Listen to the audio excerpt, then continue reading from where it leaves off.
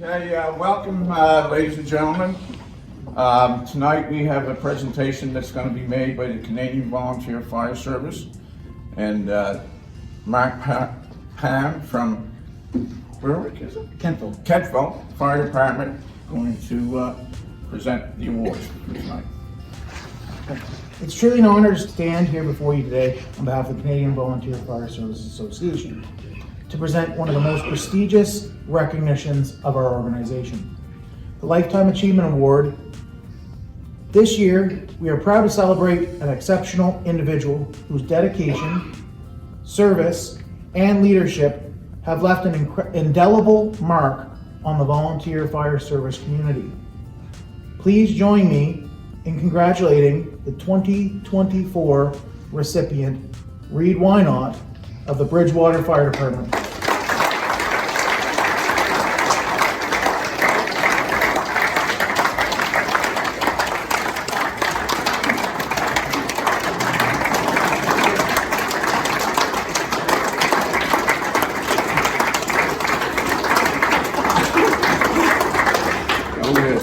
Reed's career in the fire service is nothing short of extraordinary. With 50 years of service, his unwavering commitment to protecting his community and mentoring the next generation of firefighters embodies the very spirit of volunteerism. Reed has not only responded to countless emergencies, but has also been instrumental in shaping the culture of safety, camaraderie, and excellence within the Bridgewater Fire Department. Throughout his tenure, Reed has demonstrated a passion for sharing his knowledge and expertise. From training new recruits to enhancing operational protocols, he's ensured that the legacy of the Bridgewater Fire Department is one of resilience and readiness. His mentorship has inspired many to follow in his footsteps, fostering a stronger, more connected fire service community. Reed's contributions extend beyond his department. His leadership and advocacy for volunteer fire service have made a lasting impact on our collective mission to safeguard communities across Canada. He exemplifies what it means to serve selflessly, and his dedication reminds us all why we choose this path. We would like to express our sincere gratitude to Makita for their support of this award.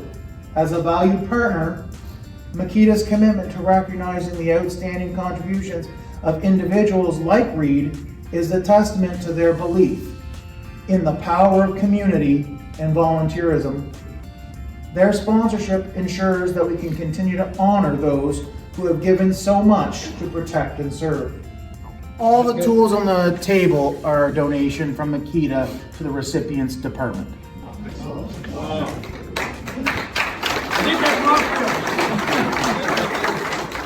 Reed, as you accept this Lifetime Achievement Award, know that your impact reaches far beyond the walls of your fire hall. Your leadership, dedication, and compassion have touched countless lives, and your legacy will inspire future generations of volunteer firefighters. This is the first year that we'll be giving a large coin for Reed to keep, and it's got his name engraved on it with the year, as well as now this is one of only 15 coins like this, a keeper coin or pocket coin that he can have as well.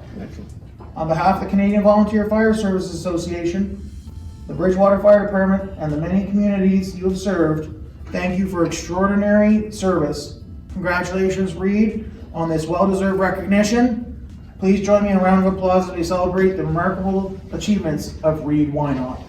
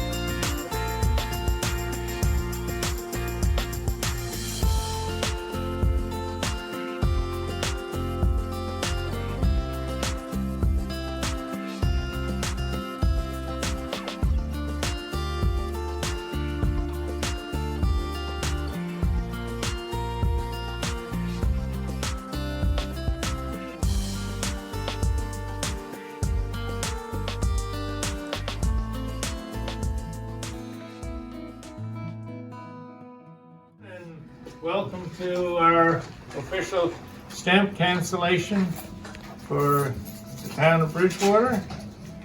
And glad to see everybody's here. I just like, well, first of all, thank you everyone for coming out to this on our birthday, 125 years. It's something quite special for the town, and I wanna thank the South Shore Stamp Club for this the stamp cancellation. Right, is that the pictorial stamp cancellation? Yes. I have in my pocket the last one that I keep in my office at Town Hall from 2017, where we had the one for Bijanuiska Park, which also has the nice stamp on it for the park. So I have a couple of these that are on display, so whenever I'm meeting with developers or business people interested in coming to our town to start a new business, this is one of the things they see. And so to mark our 125th birthday with another, I find these, obviously they're unique, but they're also very special. I think it's very fitting. So thank you all for putting this together and for being here today. Anyways, thank you everybody for coming for our Bridgewater 125. And the Philatelic Society has asked us to produce a cancellation commemorating this event, so which we have done, and it's turned out with very positive reviews. And Canada Post is really pleased to be involved with supporting Philatelic Society and Bridgewater. So of course, it's just been a great time. So the cancel is officially released as of right now, and please take part in some of the festivities. We have coffee, tea, donuts, anything you folks like. So thank you very much. Thanks for all your effort. Yeah. Thanks, folks.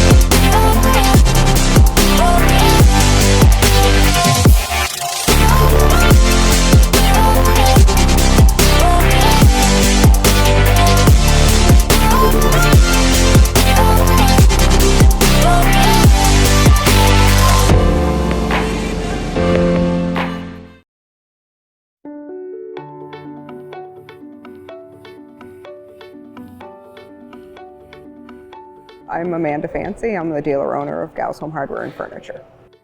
We've been at this location for about a year. We started in 1848, way back when. This is our 5th location, so you know, we've never have left the town limits. So we're looking to build this location. You know, we had lots of opportunity to potentially look at you know, outside of the town limits, but it was really key for us to be and continue to be a growing business in Bridgewater. Bridgewater, Nova Scotia is unique. We have a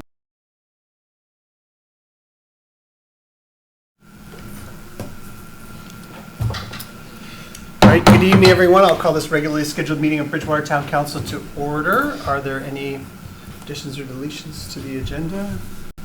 Hearing none, can I have a motion to approve the agenda as circulated? Councillor Newell, seconded by Councillor Vergier. All those in favor? Motion is carried. Just as always, a note that the town of Bridgewater is located in Mi'kma'ki, the unceded ancestral territory of the Mi'kmaq people, and it is our privilege to be here. And with that, I will also note that there will be a proclamation going on the town's website for June 30th, which is Indigenous Survivors Day. This meaningful day honors the resilience of First Nations, Inuit, and Métis peoples while acknowledging the lasting impacts of colonial policies, including the 60s scoop, the Millennium Scoop, birth alerts, and other practices that disrupted Indigenous families and communities. And the town of Bridgewater recognizes the courage and strength of Indigenous survivors.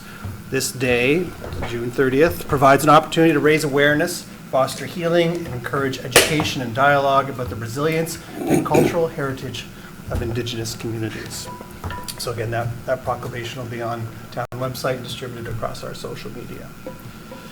Are there any other announcements from members of council? Councillor Newell? All right. I'm really excited for everyone in our audience watching the live stream. We got Canada Day on the Have coming up. This is our last council meeting, I think, before that. So give it a shout out. We've got Legion's Breakfast starting at 8 to 11 a.m. Then at 11 to 4, we've got Multicultural Festival and Kitchen Party at the LCLC featuring all kinds of stuff, vendors, bouncy councils, food trucks, 3-on-3 basketball, all kinds of fun stuff. Free outdoor swims happening from noon to 12 at the outdoor pool, and then some evening activities, movie at the Field House at 6.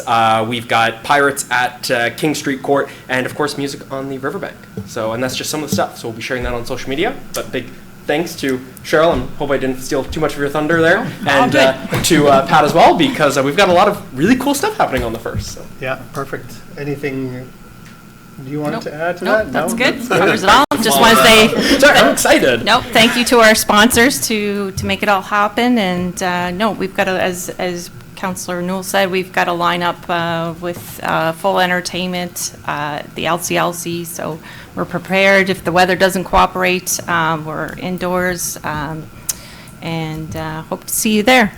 And transit is running on Correct. Canada Day, right? So I know And it's free. for 10 to 10, so that's perfect. So just for ease of accessibility to get people to the venue, and I like the idea of it being at the LCLC because, like you said, if it rains, which it seems to do 50% of the time, it's an easy move indoors. So that's great. Thank you to the committee and countless volunteers who put this on. If anyone's looking to volunteer, they can reach out. We could All right. use a few volunteers. Everyone can email Councillor Newell if you want to volunteer. Any other announcements from members of council? Deputy Mayor? Just a reminder about the music on the riverbank tomorrow night at 6:30.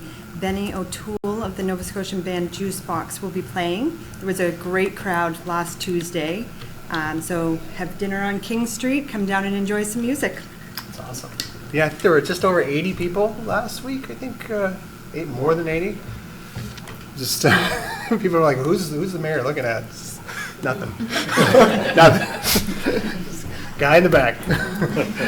Yeah, so over 80 people, which I think is pretty good for the first one. The crowd only builds, so great free entertainment downtown.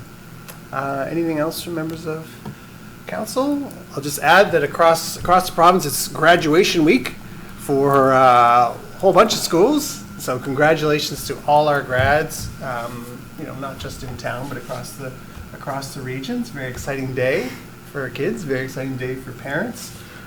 So congratulations to all the grads and all the teachers and all the parents who put in a lot of work for that. So if there's nothing else, we'll move down to our delegation. We're very excited to have Jane Berrigan here to talk about the 63rd Canada-wide Youth School Science Fair with a bunch of projects and a bunch of students, so welcome. Come on down. Thank you very much for having us here tonight. It's an honor to be able to bring the kids here and have them do a really quick 2-minute presentation of each of their projects. Our students are from several schools within the South Shore Regional School Board. We have 2 from Bayview Community School, 1 from Bridgewater Junior High, and 1 from Parkview. So our board has participated in the National Science Fair. I want to say it was sometime in the 60s. I just know my involvement with it has been for 28 years. So we, believe it or not, at that level of competition, do very, very well. We have a bronze medalist project with us from this year's group. We only get to take 4 kids out of 500. And at this event, you have the top 500 students from across the country are participating, which is like 0.01% of all science fair participants that do science fair projects in Canada.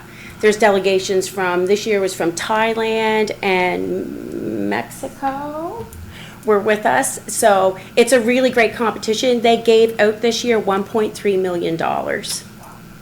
So it's a pretty prestigious event, and to think of a rural place like Lunenburg in Queens County, and we're able to compete at that level. It is on a lot of the hard works of these kids doing projects, you know, with support from their schools, but at home on their coffee tables and in their kitchens and their bathtubs, and parents who are here with us tonight can't speak enough to all the support that they give these kids. So, and we have many sponsors as well that help us in fundraising and being able to support our regional fair. So the way Science Fair works all across this country is there are teachers that put on, or in some provinces there's actually like big organizations that really get involved with this. In Atlantic Canada, it's usually very much tied to schools and people in schools who help organize them. But you have a school-based fair. That school has so many winners that go on to a regional fair, and our regional fair is held at the LCLC in the last week of March. And then from there, there's winners there, but then we pick our 4 top projects that move on to the National Fair, which happens this year, was at the end of May into June. So I'm actually not the real person you should need to be hearing tonight. So when the kids come up, they're going to introduce themselves, they're going to tell you where they're from, and they're going to tell you what their question was, what they did, what they found out, and why it's important. So, awesome. Would you like to go first? Hello, my name is Veronica Lowe, and I am a grade 8 student who attends Bayview Community School. My project was about how does ocean water affect human skin. So human skin is the largest organ that a human possesses, and it's really important to know how the skin reacts with ocean water, especially how our coastline is really big around Nova Scotia especially. So for my experiment, I found out that banana peels are very similar to human skin. So I used banana peels as a substitute for human skin. When banana peels ripen, they produce an enzyme called tyrosinase, and a scientist named Zhu and Lin found this out. And that same type of enzyme is found in melanoma, skin cancer. So I used banana peels as a substitute for human skin. For my project, I used different water samples. I used ocean water from Crescent Beach, pasteurized ocean water. So I used ocean water from Crescent Beach, but I pasteurized it, so I killed all the bacteria in it, just leaving the mineral salts. Salt water, which was distilled water and salt, and plain distilled water as a control to see how the banana peels would react in just the distilled water. And I left 2 1-by-1 inch pieces of banana peel in each sample jar. So I had different sample jars containing the different types of water that I've stated. And I put 2 cups of water in each sample jar. And I left the banana peels in there for 1 week. The jars were fully sealed. They were shaken twice every 24 hours to mimic the effects of the waves to try and get as similar results as possible. And after 1 week, I concluded that ocean water itself doesn't have any positive or negative effects on the skin. The samples just kind of stayed where they were, so the banana peels didn't get any worse nor any better. But with the pasteurized ocean water and the saltwater samples, the enzyme on the banana peels, the brown spots, actually grew. So with the saltwater samples, the enzyme grew very fast compared to the other samples.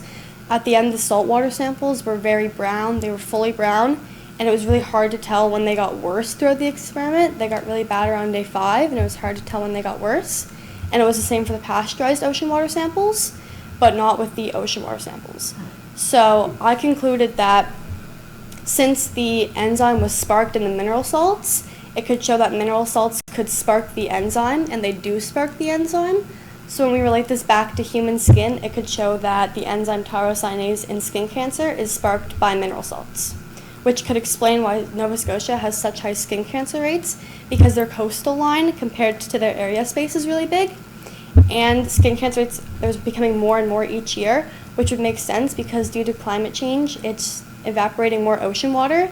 So there's the same amount of mineral salts but less water. So the more and more mineral salts that this enzyme is coming in contact to, the more and more that enzyme grows. Wow.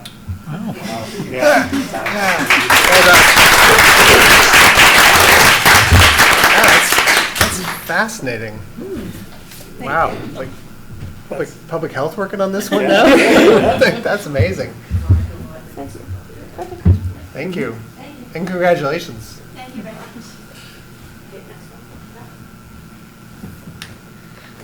I'm Jasmine Ghaffari. I'm a 9th grade student at Bayview Community School, and my project focused on comparing natural materials and commercial moisturizers' ability to retain skin moisture. So for my project, I had 3 groups of participants, 10 to 20, 20 to 30, and 50 to 60 in age range. And I focused on comparing 2 natural materials, 2 commercial products, and 1 control on the forearm. For my project, I measured 3 time periods. So 1 time period before application of any materials, 1 30 minutes after application, and 1 3 hours after application of the materials. For my project, I focused on a school setting where I was measuring for my data, and I used a device that you required 5 measurements for each material. For my project, after I collected the results, I corrected the data to be based around 0 because each participant had a different control. So I needed to be able to have the control set at 0 for all participants to compare the data properly. So I corrected the data with the help of my mentor.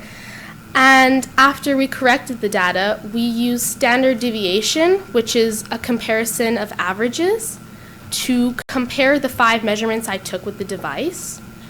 After collecting the standard deviation, I found that the natural materials didn't have a significant difference from the control, and that the commercial products significantly dried out the skin from both time periods. And to figure out if my data that I'd collected was actually reputable, I got the p-value using ANOVA. And basically, p-value is a probability range of whether your data is too good to be true or not good enough. So p-value, if the p-value is under 0.05 or 5%, that means if you were to do this exact project 100 different times, 95% of the time or more, you would get the same results. And I found that the commercial products, p-value showed that if you were to do the exact same project, you would find that the commercial products would dry out the skin 95% of the time or more. So that is my project.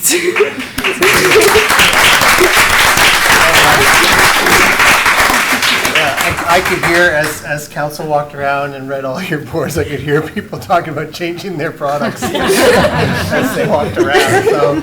So thank you for that, changing our buying habits. Good evening, I'm Serena Sia, and I'm a grade 9 student at Bridgewater Junior High School. So my project was testing if students who play instruments have higher math marks than students who do not. And something I found really interesting was that there was actually a study done on over 110,000 students in BC. And they found that the students who were engaged in musical activity throughout the grades 8 to 12 actually performed 1 full year better academically in the subjects math, science, and English. So my experiment was conducted on 207 grade 5 to 9 students at my school using a short survey that I created. And some of the questions asked were if you play an instrument, if you are a serious musician, which means basically they must play or practice an instrument regularly, and they can read sheet music, take private lessons, or be in a school band. And the second most important question I asked was their term 1 and 2 math mark, which was from September to March of this school year. Using all that data, I was able to conclude that my hypothesis, which was that the students who played instruments would have higher math marks, was actually invalid. However, I found that students who played piano had an average math mark of an 89, students who were serious musicians in band had an average math mark of an 87, and students who were serious musicians and had been playing an instrument for more than 5 years had an average math mark of a 98. Now, all those average math marks were significantly higher than the average math mark of students who did not play instruments, which was an 81. So, using all that data that I collected, I think this has a really important application towards student participation in music programs at school especially. And I can speak for this because I know in my school, we have a very low participation in our bands. And I'm hoping that this will motivate students to want to join bands because they see that their math mark can be increased by doing so. Thank you.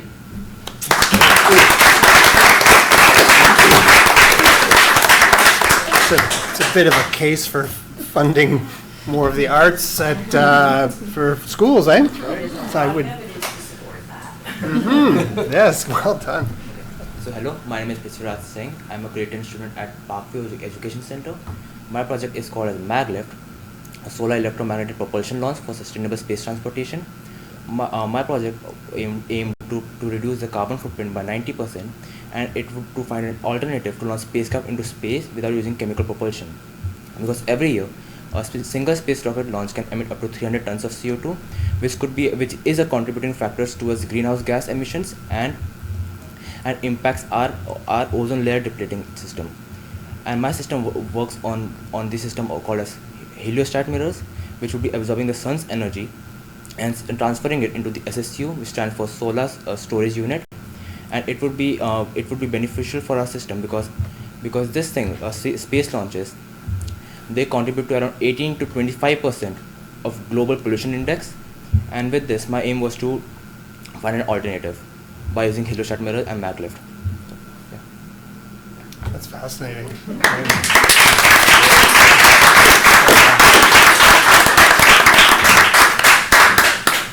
Anything else to add, Jane? You're welcome. I don't know if you've got time, but Yeah. expect their boards up if you had time to have a look at them. And I know that there is some committee, something about looking at like science and technology with the town or something along those lines. There's an interest somewhere. Well, we're always interested in technology, that's for sure, here. Yeah, but you know, like it's something if you have more questions about like the regional fair. So I'm the regional coordinator for the Canada-wide, but also our regional coordinator here at the board. But if you have any questions about it or like looking at different schools, some schools are more involved than others, but we take anybody who's interested in being involved with that. So it's a real, as you can see, the conversation that you have with these kids is, it's pretty high level. Like when you're there at that competition, you can walk down the hallway and the gym and maybe not understand everything that was being discussed in the hallway. So, and I just want to thank these guys because they have been an outstanding group of kids to have with you at the trip, and again to thank their parents and everything. So thank you for letting us speak today. Yeah. Thank you, and thank you for Yes. coming. I think council, before we started the meeting, we did have a chance to walk around and. Ever so quietly take them off and roll it. Okay, but congratulations again, and I mean, I think I could speak for all of us. Say, we're pretty proud of all of you for what you've done, the work that you've put in, and like I said, some of us are changing our moisturizer routine. It's clear I didn't play enough of a musical instrument when I was a child. But, you weren't the only one. Yeah, fascinating. So thank you so much. Congratulations to all of you. Thank you. And you're welcome to stay for the whole meeting, which will be really quick. All right, we have the minutes of June 9th, regular council meeting in there. Any errors or omissions to that? Hearing none, motion to approve the minutes is circulated. Councillor Minot, seconded by Councillor Caldwell. All those in favor? Those opposed? Motion is carried. And we are down to business arising and unfinished business. Appointment of council alternate for the Regional Growth Management Committee. So if you recall, this is a committee jointly with the Municipality District of Lunenburg. So it's mayor, deputy mayor, and a council representative, and we're meeting tomorrow for the first time. We forgot, if you will, to appoint our council member. And so if someone would like to make a motion, Councilor Weiner? I move the town council for the town of Bridgewater appoint Councilor Fougere to serve as alternate for the Regional Growth Management Committee effective immediately. Thank you. Seconded by Councilor Conklin for the discussion. Hearing none, all those in favor? Those opposed? Motion is carried. Thank you. Down to appointment of a fire inspector. I don't know if the CAO wants to chime in on that Just one. quickly, this is one more. At our last council meeting, we did reconfirm some appointments that were previously made by council. This is another appointment that was missed in the list. This individual would be appointed as the fire inspector pursuant to the Fire Safety Act. They are part of the regional building and fire inspection services that we acquired with the municipality of the District of Lunenburg and the region of Queens. And the motion is merely appointing officially this individual to perform those duties on behalf of the town. Any questions on that? Someone prepared to make a motion? Councilor Fougere? Yes, I'll make a motion, Your Worship. I move that Town Council for the Town of Bridgewater, pursuant to Section 19(1) of the Fire Safety Act, Town Council for the Town of Bridgewater confirm the appointment of Ryan Wynott as Fire Inspector effective June 23rd, 2025. Thank you. Seconded by Councilor Conklin. All those in favor? Those opposed? Motion is carried. Down to new business, we have the Lunenburg County Senior Safety Program monthly report for May. And as always, I don't know what we would do without this group that serves the whole region. And so there's a lot of information in there and some of the courses and classes that they're offering. Already down to our last item, lest anyone think that that's just a 20-minute meeting we leave. We do have an in-camera meeting after for a number of items. And I think we had some items that we thought were coming today that were deferred to later. So this meeting was going to be longer, so it just means one of the next ones will. But the next item is angle parking on King Street. So as many of us who were at the Talk Bridgewater session on Tuesday will remember, we did watch some people struggling with not the angle for the reverse angle parking, but I think we've raised this a few times. The widths are about, of the two lines, are about 150% of the width of a normal space. And so I think what's happening is people are backing in and they can see one line in one mirror, but the other line is so far that they don't know where it is.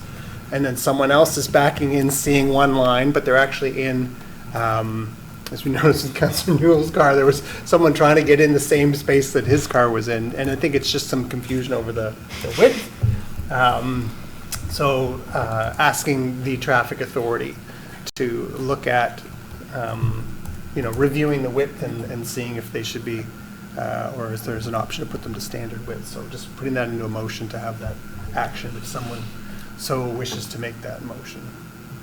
Deputy Mayor. I move the Town Council for the Town of Bridgewater direct the traffic authority to review the width of the angle parking spaces on King Street. Thank you. Seconded by Councilor Caldwell. Discussion, questions? Councilor Caldwell? Yeah, I have a question. I'm wondering if we could maybe amend that motion and just throw in there the need for angle parking. It's, I don't know, like, it's a hot button topic with a lot of residents, and for the life of me, I don't know any other municipality that has that type of parking on a main thoroughway. But we'd be changing it to what, though? Nothing. Or regular parking, parallel, I don't know. It's just... I think when we looked at parallel parking a few years ago, it reduced the number of spaces dramatically. Yeah. I think it's like, I'm looking at Pax, he would remember, like it's at least, we lose at least 40% of the spaces, I think, if you make it. Like 13 down to 7 or something like that. Yeah. Yeah. I mean, I feel for a lot of the vehicle operators who are trying to back in, especially if they don't have the, you know, like a backup cam or whatever, but. Can I make a suggestion? Yes, That you we, can. that we maybe take a look at the width to see if that helps a little bit? Because I know as someone who, I get the frustration, I do also recognize it's, parallel parking is actually one more step than this, but my issue with it is always that struggle with It is very the lines wide. too Yeah, wide. yeah. And I'm wondering if some of the pain points might be addressed. I'm not trying to dismiss what you're saying. I think we Yep, should revisit yep, that. yep. What other options, but maybe like step one is seeing if this is possible and addresses some of that. And if Sure. it doesn't, look at what other options can we do. The only one, the other one I can think of is Charlottetown has drive-in Yeah. Yeah. angle parking, but as someone who frequently goes to Charlottetown, I can tell you, it leads to other issues when backing up and people backing into traffic. And my understanding is that if you back into traffic and you hit somebody, you are automatically at fault. So it creates a whole bunch of other issues. But not to say that there aren't maybe things we can look at. Councillor Feeder. Yeah, and I just comment to add to Councillor Conklin's, and I feel with the back-in angle parking, it's more or less the time of day when people try. During the 9 to 5 busy traffic, people find it when people come off the bridge especially. People are right behind you and don't always see you, trying to signal to back in, versus in the evening, you'll see the spaces filled more where the traffic isn't as heavy. So just a general comment. And I know for the town of Liverpool, they do have Ford angle parking in front of their post office on Main Street. So, but not back in angle parking, yeah. So let's, if you don't mind, we just kind of do step one and then maybe we need to take a look at that in the future. Okay, so we have a mover, we have a seconder. Further discussion or questions? All those in favor? Those opposed? Motion is carried. Thank you. So our next meeting is our first meeting in July, and just a reminder that our summer schedule will be kicking in. So we'll have a discussion session followed by a council meeting, but no meeting the fourth Monday of July. And the fourth Monday of August, we don't have council. So we do meet in the summer, we meet half as often. So with that, we do have an in-camera meeting to discuss items under section 22.2E and 22.2F under the Municipal Government Act. Can I please have a motion to adjourn? Councillor Newell, seconded by Councillor Caldwell. All those in favor? We are adjourned. Thank you.